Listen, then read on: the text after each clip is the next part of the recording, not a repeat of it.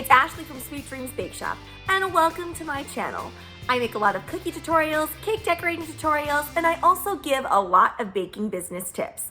So today is kind of a part 2 of my 10K celebration video. I realize that I have more than 10,000 subscribers now. We're sitting around 11,200 subscribers, but I'm a little bit late with my celebration videos. And I promised you guys that I would give you shout outs and answer all of your baking business questions. So let's get into it. So I have my computer here and I'm going to go through all of the questions that you guys left me on my community post. Now, I must apologize. I was trying to go back and find some of the Instagram questions that you guys asked me, but I've lost the function on how to look at your Insta story answers. So if you guys know where to find that, please let me know and I will go and find those and include those in another video. Now, I must preface this by saying that I might just kind of paraphrase some of your questions a little bit, and I will also be giving shout outs to people that wanted their Instagram handles shared. Remember, in future, if you want shout outs or your Instagram handle shared, you must put your information down on specific videos or community posts where I ask for shout out information or questions. That way I can keep track of it all and you will definitely receive your shout out. So this one here is from Kim, and I will place her Instagram handle right there. And what she said is this: "You make everything look so easy and beautiful, and I feel like one of my students. I have no idea where or how to get started. I'd love some beginner advice." So in order to get started, you really just have to jump headfirst into this. One of the biggest things about cake decorating or cookie decorating is to have zero fear. Because the thing is, you are gonna make mistakes. Everybody makes mistakes. But if you don't get started or try, or you're continually intimidated by the process, then it can be really, really challenging to get off the ground with it. The thing with cookie and cake decorating is that it's all about the texture of the icing and the mediums that you're using. Once you get a handle on how to use those mediums and the best way to work with them, then you can really just let your creativity flow.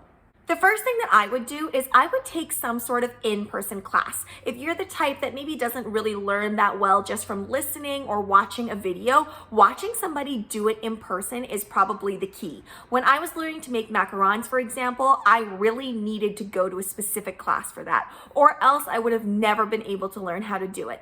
I can't just watch a video and learn how to make something so complicated. So definitely, if you're somebody that learns better by doing and you're a kinesthetic learner, I would definitely say invest in a class, go and take one in person if you can, and then I think from that point, at least you'll have some sort of starting point so you can go ahead and start making cookies. Here's my next question, and this person didn't specify if they wanted their name shared, so I'm just gonna leave it anonymous. "I just started an online bake shop and I want to make all these goodies so I can take pictures to showcase what I can make, but my family does not want all those sweets in the house. I've been getting a few orders, but not that steady to post consistently.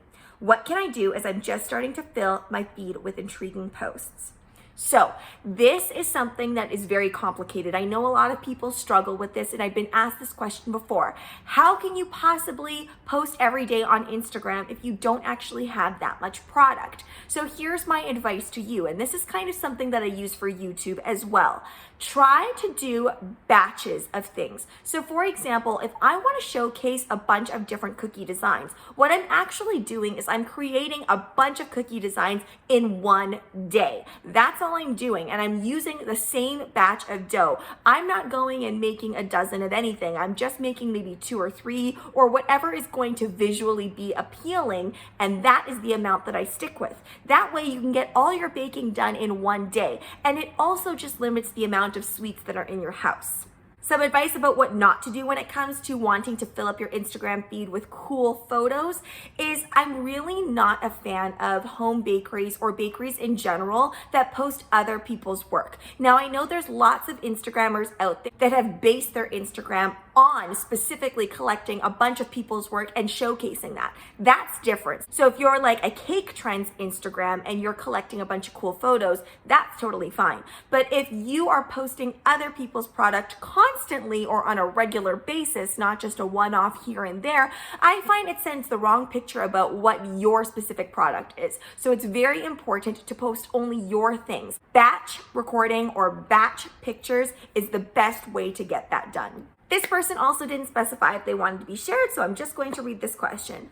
I've been thinking of starting my own at-home baking business, but I'm only 13. Please tell me some tips. So I will say this, and I've said this before, when you're living at home with other people, and it's not just your own children, but you're living with your parents or whomever, it can be really, really difficult and challenging to actually run your own home baking business.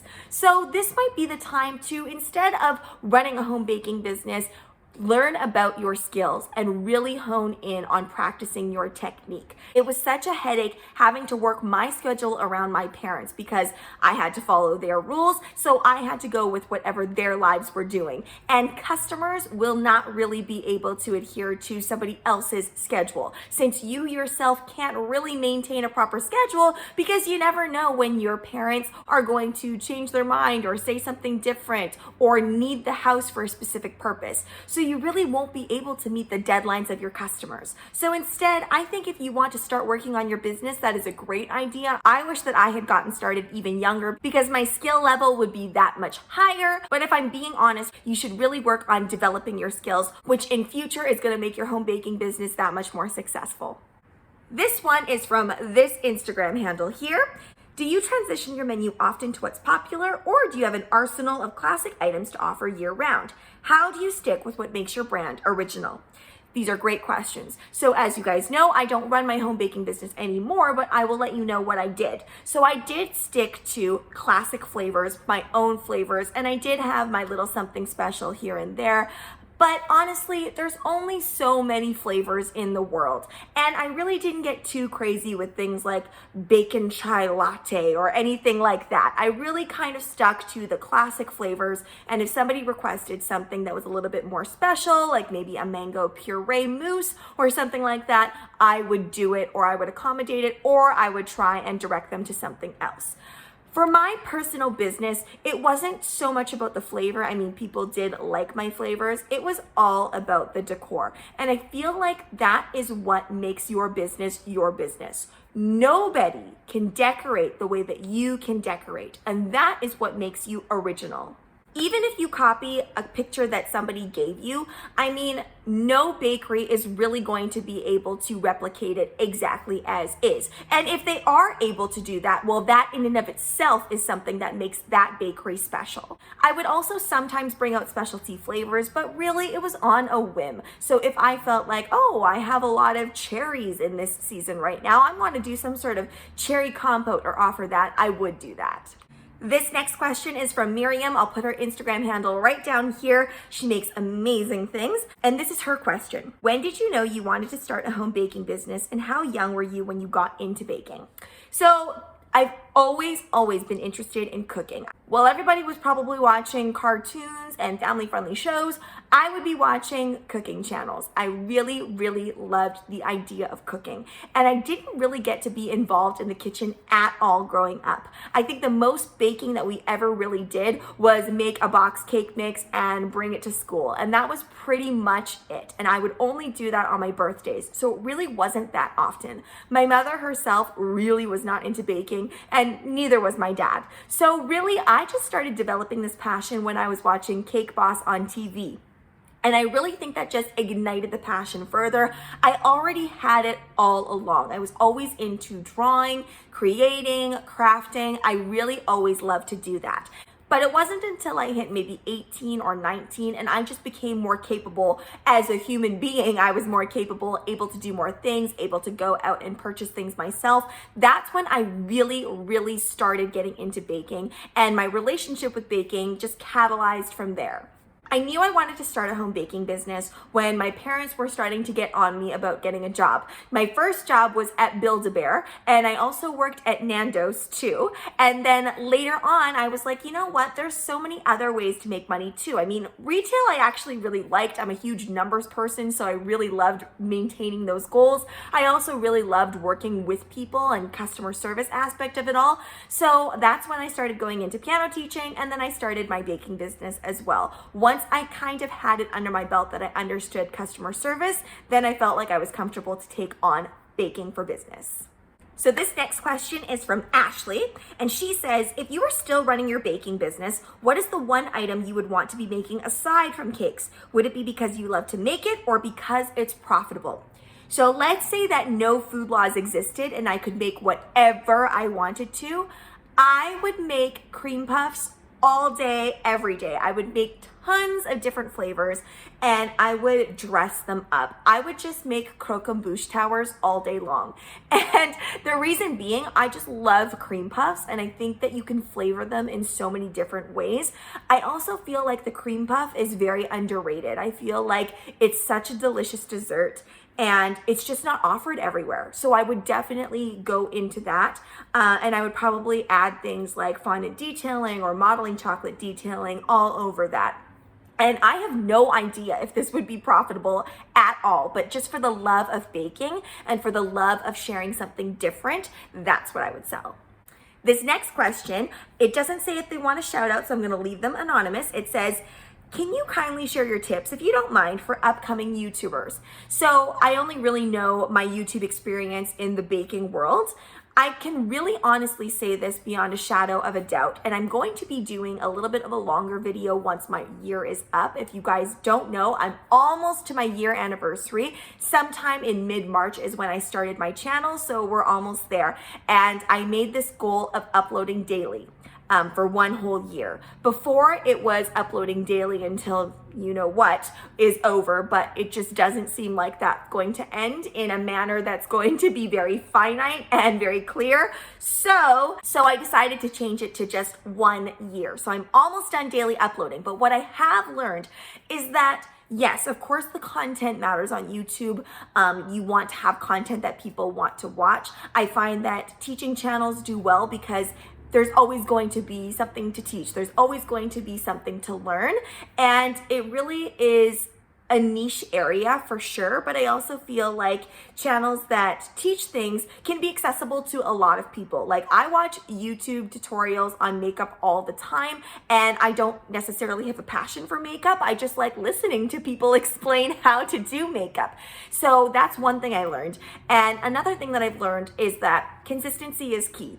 Really, above all else, you don't have to have the most amazing videos. You don't have to have the most amazing quality. Though those are definitely things that you should strive for. I'm always striving to try and make my content better, trying to up the quality. But honestly, YouTube favors consistency above all else. So as long as you're consistent, you're going to be able to be successful on YouTube. Consistently stick to your niche, consistently upload. This one is from Hannah. She is just the sweetest. I love looking at her Instagram feed. It always gives me a smile. Go ahead and check it out if you want to. I'll put that right there. So this is what it says. I want to hear about your favorite cake that you've ever made. This one is so hard because there's so many cakes that I love. And for so many different reasons. But I still think that this one remains one of my favorite cakes. And the reason being, it was for my sister's baby shower. And this was kind of the first time that I really put a lot into a party setup. And so I really tried. It was a really well thought out cake. I thought long and hard about what I was gonna do for each tier. I loved that I worked on this with my friend too, back when, we could make cakes together. I also spent a really long time making all of those sugar flowers. I made every single one. This was also before I had my special flower cutter. So each of those flowers took a long time to make. I hand cut every single thing. I, for some reason at this point, didn't believe in having petal cutters. So I did it all on my own and just hand cutting every single thing with love. And I really loved the height of this cake, the over the top luxury of this cake. And I still love the color scheme of this cake as a whole. So I hope that answered a lot of your baking questions and a lot of your baking business questions. I'm sorry it took me so long to come out with this video because I upload daily and I never know when I'm gonna hit a milestone. I'm often kind of doing it behind when I actually achieve that milestone. And here are some additional shout outs right here. I'm just gonna place them all here because these are just random people that I know you watch my channel a lot, but you didn't necessarily put down in the comments below a specific question. This particular picture is from one of my subscribers. He works really, really hard with his baking, and he has been very proudly showing me different things. Thanks so much for watching, guys. Don't forget to like, share, and subscribe so you can be part of the Sweetie fam. Right now, I'm uploading daily, so make sure you hit that notification bell so you know when I upload. Also, be sure to comment, request, or ask a question. I love hearing from you guys. Bye!